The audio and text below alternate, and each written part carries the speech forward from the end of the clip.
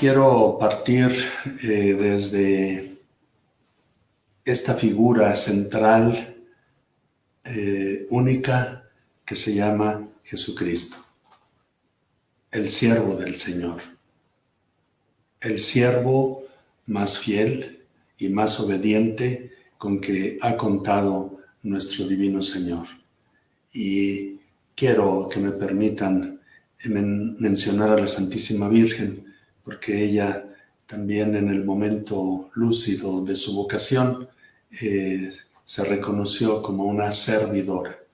Que nuestro Señor y que la Santísima Virgen iluminen siempre nuestro recorrido, nuestro itinerario de servidores, de ministros y pues en este caso ministros laicos, porque en realidad en donde el ministerio sabe deliciosísimo es en la vida, en el corazón, en el trabajo, en la entrega de los laicos.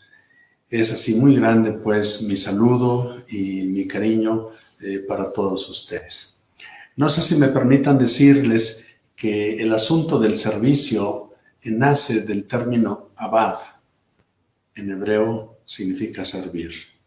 San Antonio Abad quiso ser un servidor de Dios en la oración, en la plegaria, en la contemplación, y él mismo se presentaba como un abad, como un servidor.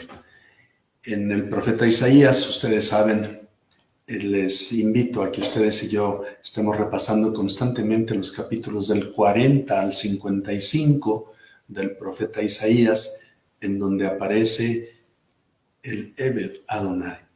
Y me impresiona mucho que cuando se toca este tema crucial, desconcertante en todo el universo de la revelación, siempre se habla de un canto, de dos, de tres cantos, cantos especiales, cantos solemnes. Y puede ser que valga la pena comentar, Jesucristo entró a la pasión como en el espíritu que el profeta Isaías había dicho acerca del siervo, cantando. Cristo entró cantando. Nos dicen los evangelios sinópticos que cantados los salmos o entonados los himnos, el Señor y sus apóstoles, ellos se fueron al monte de los olivos.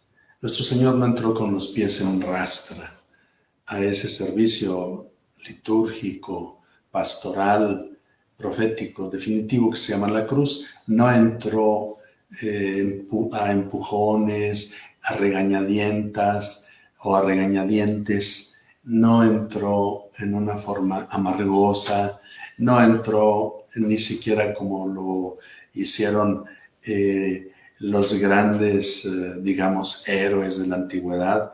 Mencionó a Sócrates. Sócrates entró al sacrificio suicida desde un donaire con sabor amargo, con sabor retador. No, nuestro Señor entra cantando, entra gozoso, entra feliz a dar la vida. Como lo había dicho, yo no he venido a ser servido, sino a servir. ¿Y cuándo daré mi mejor servicio? Cuando dé la vida. Cuando yo dé la vida por los que amo, porque son ustedes, es toda la humanidad. Toda persona que le encontraba, pues era una persona amada, era una persona que el Padre le acercaba para que Él la transformara, la educara, la curara y la integrara al misterio del reino de Dios. Y Él decía que tendría que ser entregado. Y ahí estaría, digamos, la cúspide de su servicio sagrado a toda la humanidad. Pero es bueno que nosotros nos asomemos a esas raíces mesiánicas que tenemos en este universo tan bello del servicio. Eved Adonai, el siervo del Señor. ¿Por qué logra servir este personaje misterioso, este personaje que rompe con todas las estructuras y corrientes de servicio en el pueblo de Dios, porque Él es el amigo de Dios. Ebed sí es servidor, pero sobre todo el amigo. Es capaz de servir porque ama al que lo envía, ama al que lo necesita, porque Él ama desde dentro y a su alrededor en una forma pues generosa, espléndida, y eso viene a ser el Ebed Adonai. Hay momentos en que por eso cuando habla el Señor a este siervo preciosísimo, valioso, le dice, Abdi, mi siervo, tú eres mi siervo. Dios quiso que su siervo fuera el pueblo, Israel, y que Él en todo momento estuviera transmitiendo el corazón, el pensamiento, la voluntad de Adonai, del Eterno, como dirían nuestros hermanos los judíos sefarditas del siglo XVI, en 1500, como les encantaba traducir el término Señor por el Eterno. El Eterno, que por lo tanto ama desde toda la eternidad, nos involucra en ese gran amor que Él tiene desde la eternidad y se proyectará también hacia la eternidad. Bueno, ministros, servidores. Todo ministerio brota de esta filosofía espiritual de la Sagrada Escritura, de la historia de la salvación, que gracias al profeta Isaías tuvo una connotación y tuvo una caracterización bien definida, preciosa, y que entroncaría, que llegaría a una identificación total con el Mesías, con Jesucristo nuestro Señor. Por lo tanto, esta filosofía se expresa desde el término cantos. Se canta sirviendo y se sirve cantando. Todavía me ha tocado ver el ministerio de Gesed, como ellos tienen una fe y tienen una convicción de que cantando se sirve, cantando se ama, cantando se evangeliza, cantando se cura el alma, como lo hizo David en un momento muy doloroso de la vida del rey Saúl, cuando la amargura, cuando la envidia lo estaba corroyendo. Entonces entró David y pues desde su humilde flauta de pastor, desde su kineret, su guitarrita, él logró ahuyentar el espíritu del mal de ese primer rey del pueblo de Dios.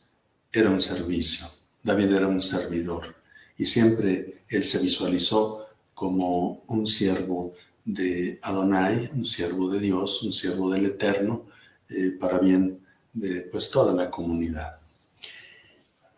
Bien, vamos a decir que estos cantos del siervo, de los capítulos 40 a 55 del profeta Isaías, vienen a ser el corazón y la cumbre de la sabiduría israelita. Ya con esto, yo me permito decirles a ustedes, los ministros laicos de nuestra provincia y de toda la iglesia, servir es quedar, partir, salir del corazón de Dios. Y significa ofrecer la cumbre, lo más alto, lo más seguro que Dios tiene para sus criaturas, para sus hijos, para su pueblo. Autores muy connotados han llamado a estos cantos del siervo del Señor, en donde aparecen esas características de los ministerios laicales, los han llamado la cumbre de la teología bíblica. Y por lo tanto, la enseñanza más luminosa acerca de los proyectos y de la manera, de los modos como Dios quiere servir o acercarse a todo ser humano y, ¿por qué no?, partiendo de su pueblo de Israel. Sin embargo, ustedes saben, en los cantos del siervo aparece como una característica, yo diría sencilla pero fuerte, y hay que tomarlo en cuenta: enigmática. Todo servidor, todo ministro tendrá un toque enigmático, incomprendido. A su lado siempre habrá alguien que lo quiera corregir, que lo quiera reencauzar, que lo quiera sacar de esos servicios. ¿Cuántas veces a los niños que quieren servir en la liturgia o en los coros, pues no falta que si la mamá o la tía o el papá quiere alejarlo, quiere disuadirlo de que presten esos servicios? No se diga de otros ministerios que ojalá en nuestra provincia cada vez abramos en una forma más generosa y segura, como es que los niños desde pequeñitos aprendan a servir, que los niños desde pequeñitos aprendan a ofrecer el evangelio, la catequesis a otros niños más pequeños. En algunos lugares, por ejemplo en nuestra humilde diócesis, se les llama mini catequistas. Ellos ya pueden dirigir su mirada y su persona hacia otros más pequeñitos e involucrarse en su camino de fe y pues entenderlos en una forma más en cortito y más auténtica que a veces nosotros, los ya muy adultos, podríamos hacerlo. El siervo, todo servidor de Dios, tendrá un toque enigmático, de incomprensión.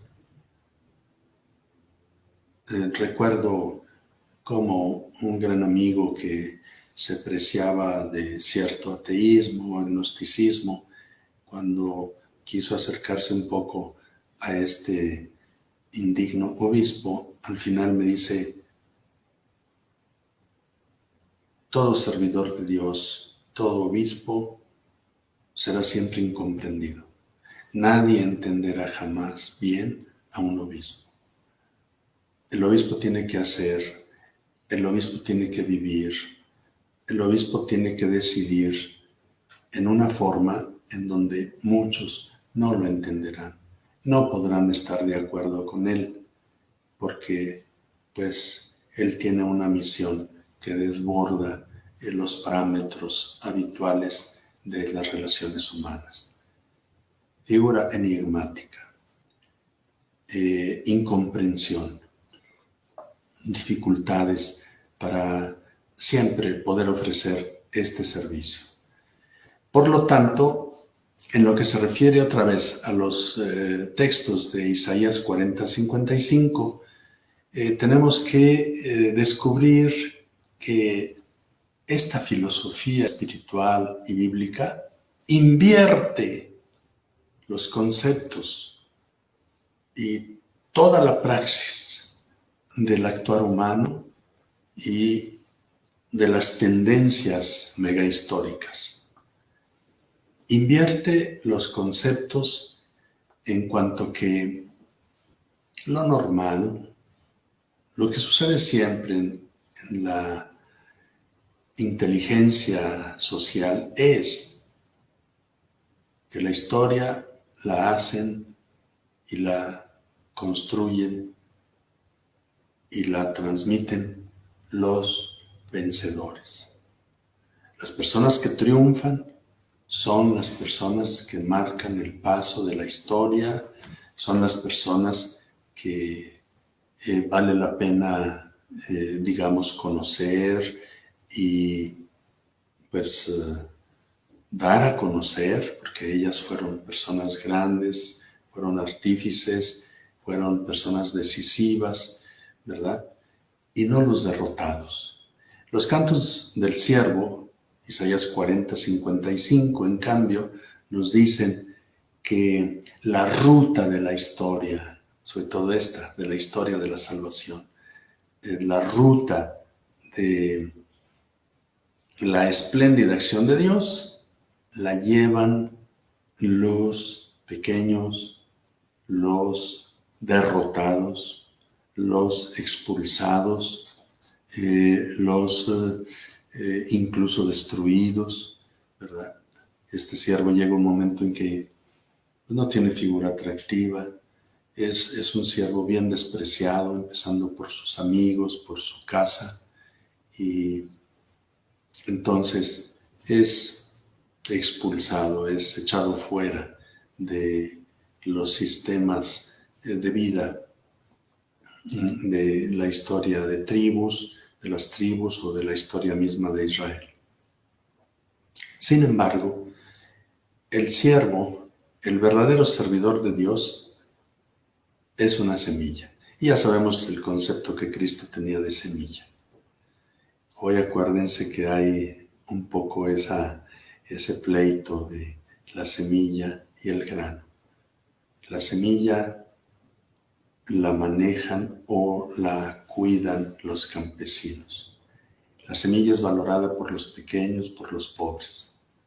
La semilla es tutelada en su autenticidad por los más necesitados.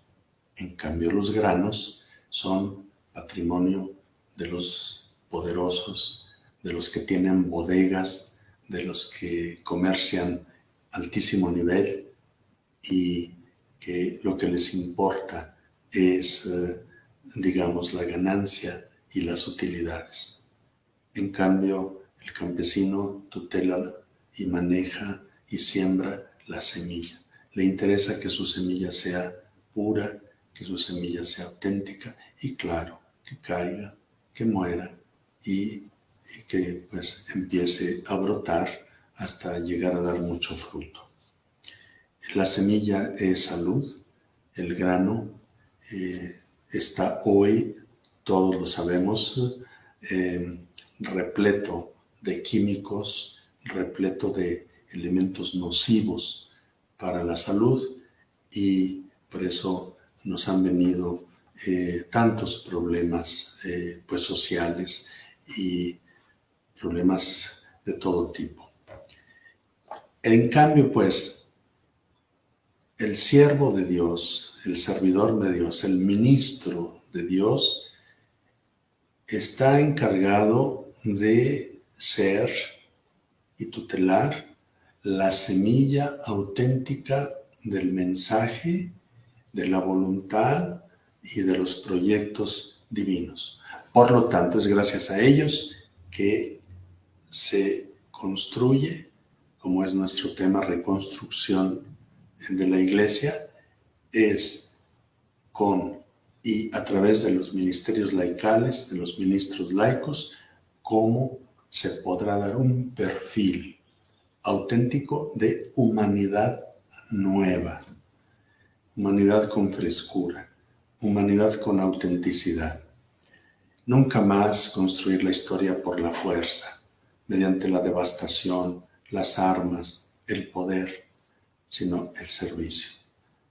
Este es el gran himno, es el gran cántico de la Iglesia, sus ministros laicos, para revertir la dinámica de muerte, como decía Papa San Juan Pablo, la cultura de la muerte que nos está invadiendo y que es puro ganar, mostrar la soberbia, la prepotencia, el abuso, el egoísmo, y no esta sabiduría con una fuerza creativa de humanidad nueva, con métodos y con sistemas verdaderamente valiosos, salidos de la voluntad de nuestro Señor.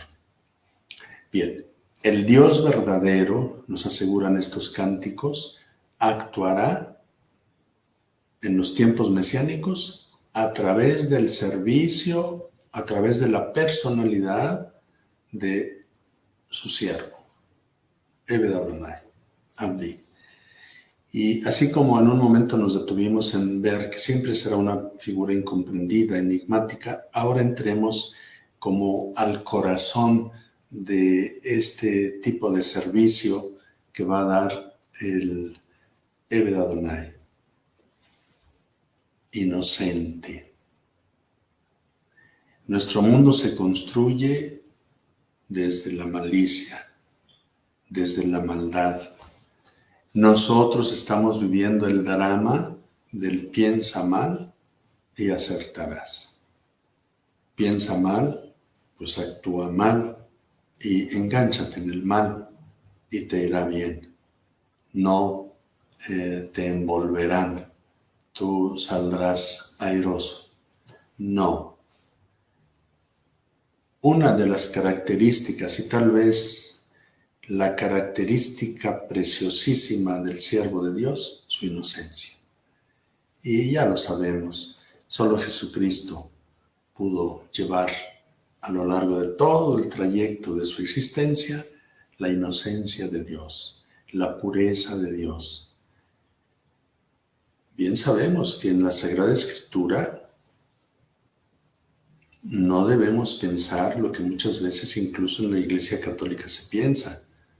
Los niños son inocentes. A los niños no hay que quitarles la inocencia. Pues la realidad es esa que dijo el Espíritu Santo a través de los salmos. Pecador me concibió mi madre. En la culpa nací. Y entonces esto para, digamos, exaltar en una forma sublime y hacer nuestra referencia verdaderamente profunda con el Cordero inocente, con el siervo auténtico de Dios que desde que fue engendrado, desde que nació y desde que abrió por primera vez su boca hasta el final, no se encontró en él reproche, desilusión. Él no desilusionó a nadie, no defraudó a nadie, porque en su corazón era inocente. Nuestros ministros laicos, si algo deben pedir, si algo deben buscar, es esta inocencia del Cordero de Dios. Cordero inocente, Cordero inmaculado. Qué bueno que a la Santísima Virgen la Iglesia Católica la llama la irreprochable, la inmaculada.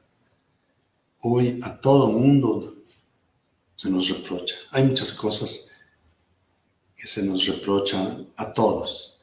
Yo creo que nadie se salva, nadie se escapa de esa crítica y de ese sabor decepcionante que deja en los demás, que al final como si nos dijeran, yo esperaba que tú fueras como Dios, esperaba que fueras como, pues ahora sí que como el Mesías, y no, ¿verdad?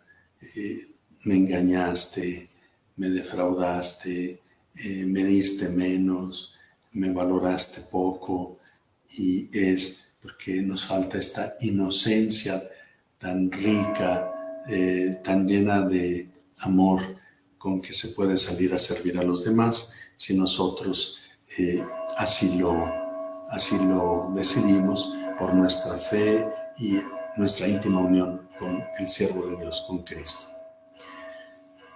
El siervo tiene otra característica.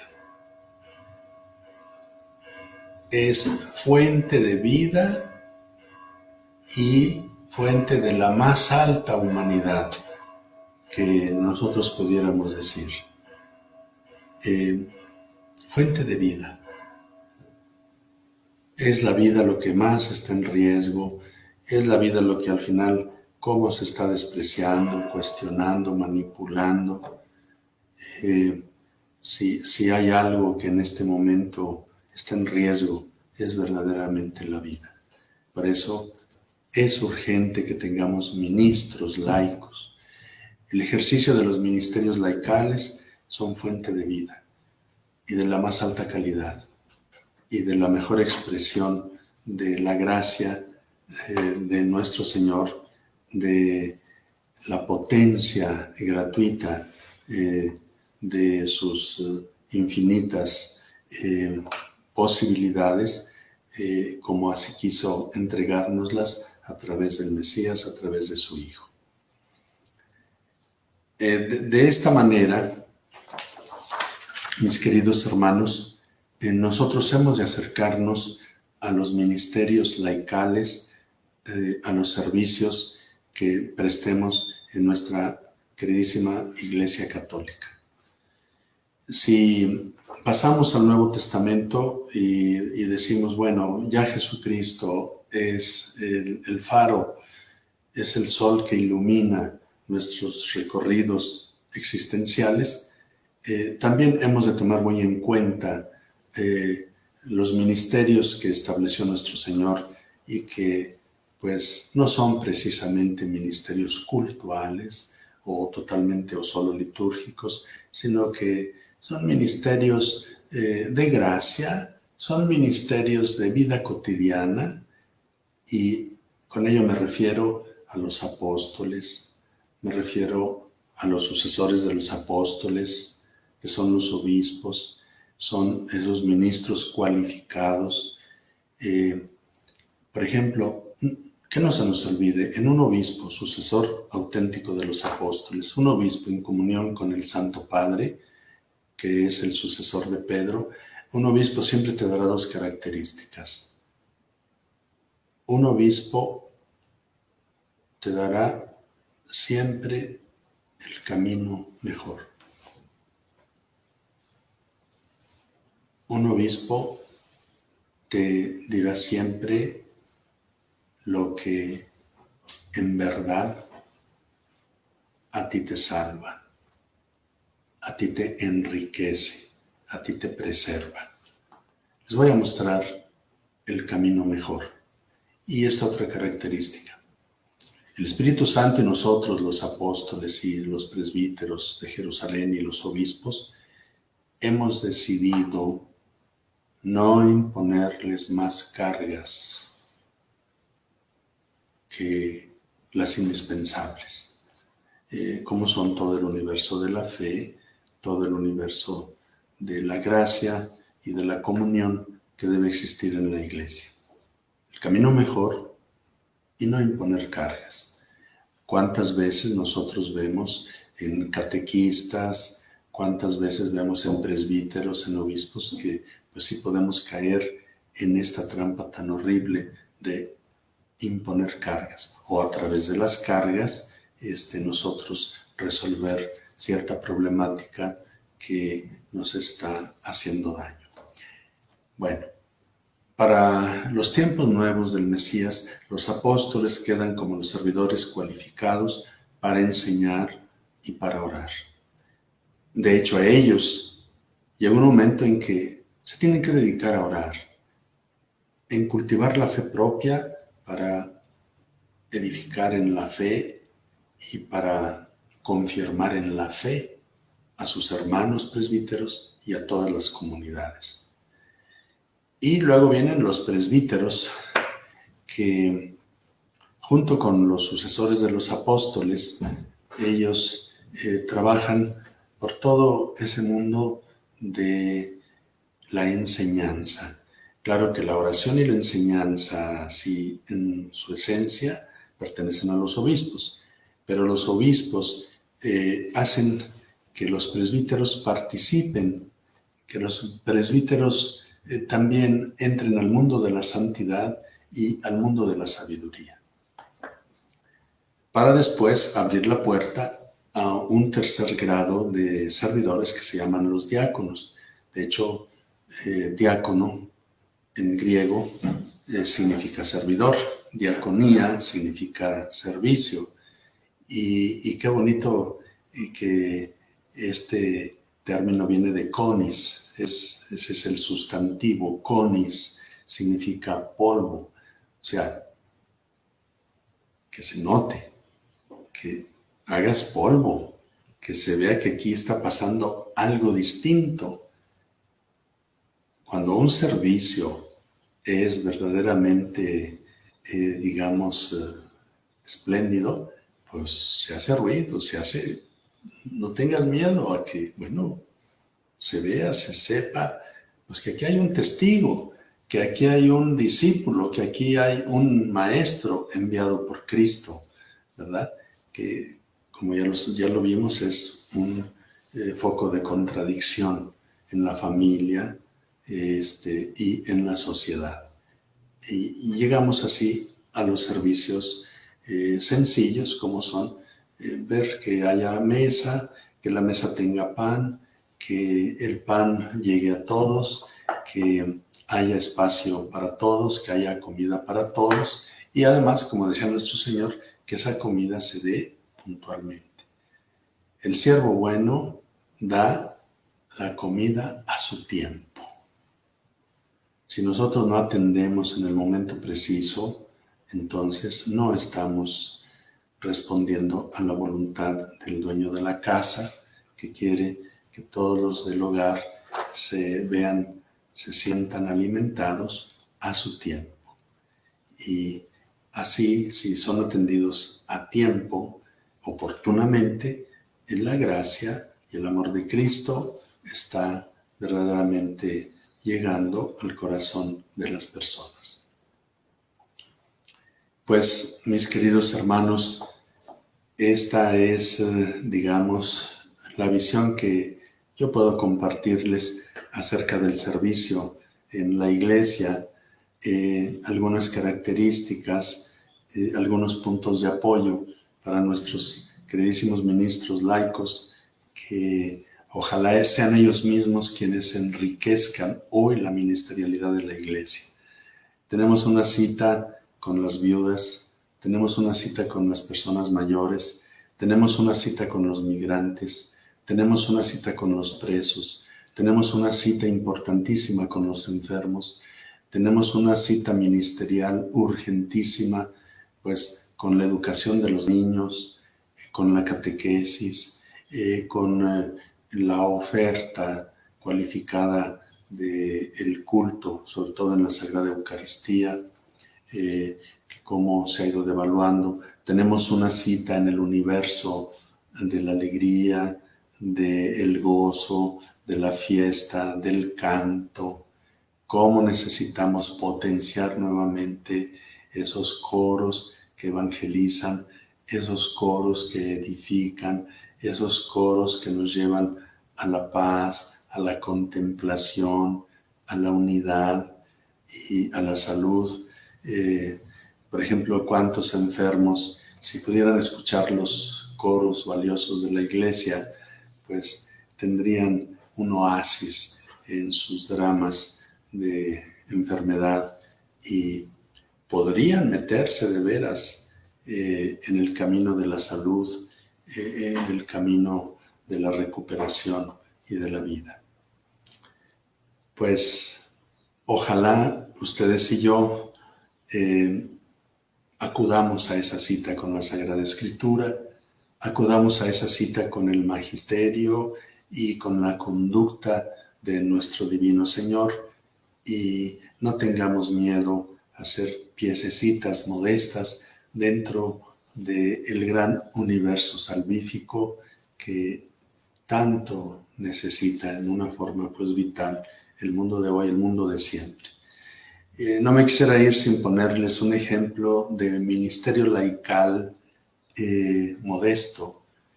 En el ejemplo del texto Segunda de Reyes, segundo libro de los Reyes, capítulo 5, hay un relato que ocupa todo ese capítulo, en donde pues todo se centra en el rey de Siria, en el rey arameo, que tiene un gran servidor, un generalazo, Naamán, y luego pues el rey de Israel, el profeta Eliseo, y como que toda esa historia se la comen estos personajes que allí se mencionan.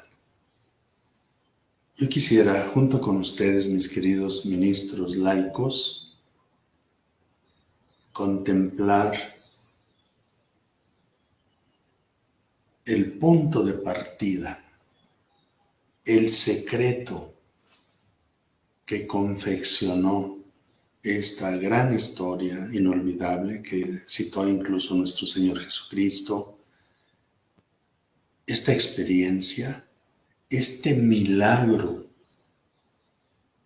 tan novedoso, inolvidable, que entró en los textos de la revelación y que dependen de una jovencita que fue secuestrada, que fue robada en Israel y la llevaron a la casa de Naamán y ella, en el cumplimiento de sus tareas y de sus deberes bien modestos, como esto que caracteriza a los diáconos cristianos, ella servía la mesa, hacía la comida, barría la casa y cuando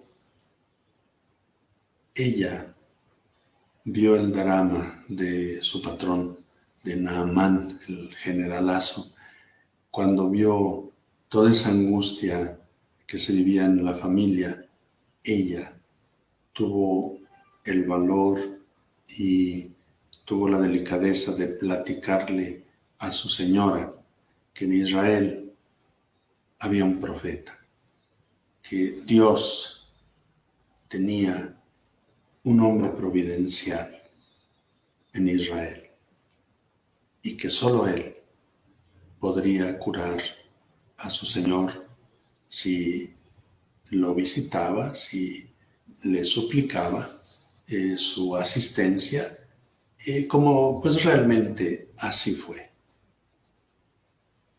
A esta jovencita anónima, a esta jovencita no le hemos prestado atención.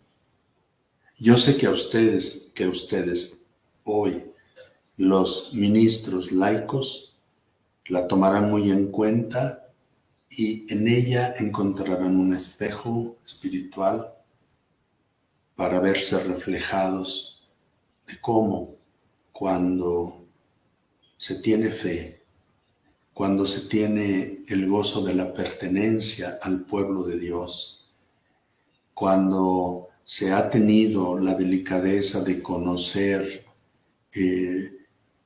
a las personas que viven, que trabajan en la estructura del pueblo, se puede dar tanta salud, tanta vida y tanta felicidad como ella a su amo Naamán, que ciertamente acudió al profeta Eliseo y después de todo lo que ustedes ya saben, finalmente logró su salud y pues al final nadie la valoró, nadie la tomó en cuenta como para decir el secreto de este gran milagro,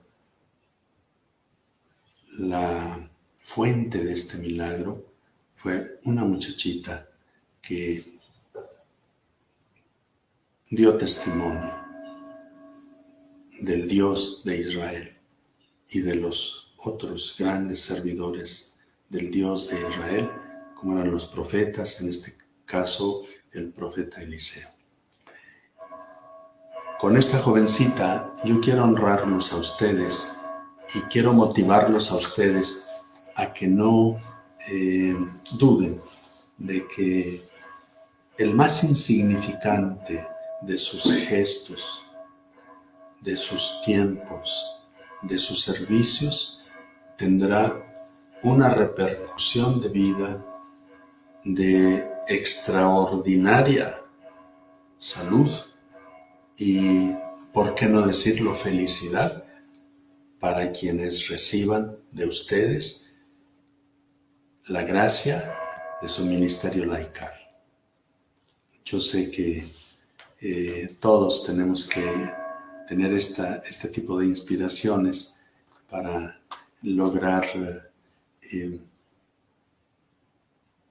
disfrutar lo emocionante que es el ministerio, el servicio limpio a nuestro Señor. El Nuevo Testamento tiene muchísimos ejemplos, pero bueno, este me parece como muy oportuno para motivar y para entusiasmar a las ministras, a los ministros laicos que hoy pudieran pensar su persona y su actividad es tan chiquita que se pierde en el universo de nuestra historia moderna.